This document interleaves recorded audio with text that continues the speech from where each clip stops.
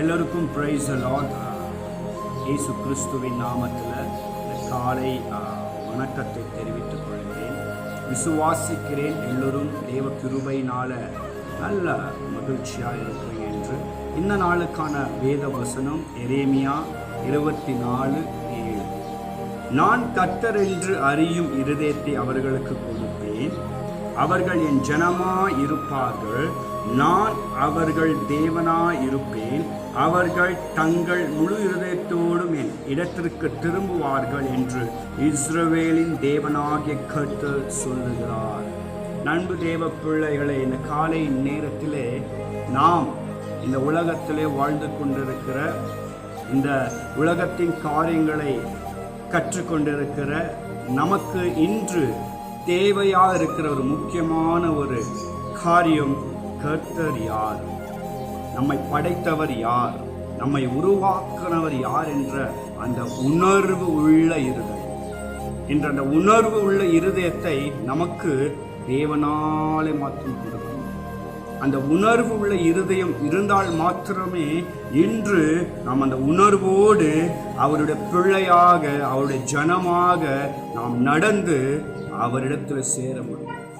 கர்த்தர் சொல்லுகிறார் பாருங்க, நான் கர்த்தர் என்று அறியும் இருதயத்தை அவர்களுக்கு கொடுப்பேன், அவர்கள் என் ஜனமாய் இருப்பார்கள், நான் அவர்களுக்கு தேவனாய் இருப்பேன், அவர்கள் தங்கள் முழு இருதயத்தோடு என் இடத்திற்கு திரும்புவார்கள் என்று நம் தேவன் கூறுகிறார்.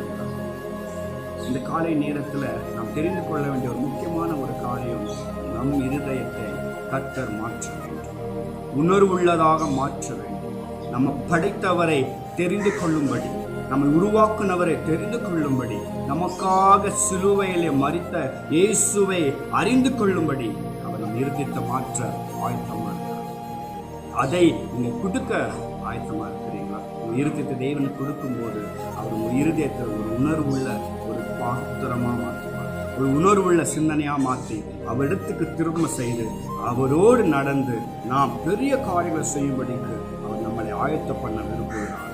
காலை நேரத்தில் நாம் ஒரு முடிவெடுப்போம். நம் இருதயங்களை தேவனுக்கு நேராக திருப்பி, தேவனுக்கு இடத்துக்கு திருப்பி நாம் இருதயங்களிலே ஒரு உணர்வுள்ள இருதயமாக, தேவனை அறிகிற அறிவுள்ள இருதயமாக, அந்த சிந்தனை உள்ள இருதயமாக நாம் கடந்து செல்லும்போது தேவன் உண்மையாகவே நம்மில் மகிழ்ச்சி அடைந்து நமக்கு மகிழ்ச்சியான நாளை கொடுத்து நம்ம வெற்றியின் பாதையை நடத்தி அவருக்கு உன்னதமான பாத்திரமான அந்த முழு இருதயத்தோடு ஆராது நம்ம நிமித்தமாக செய்ய வைத்து அவர் நம்மின் நிமித்தமாக மகிமை அடைவார்.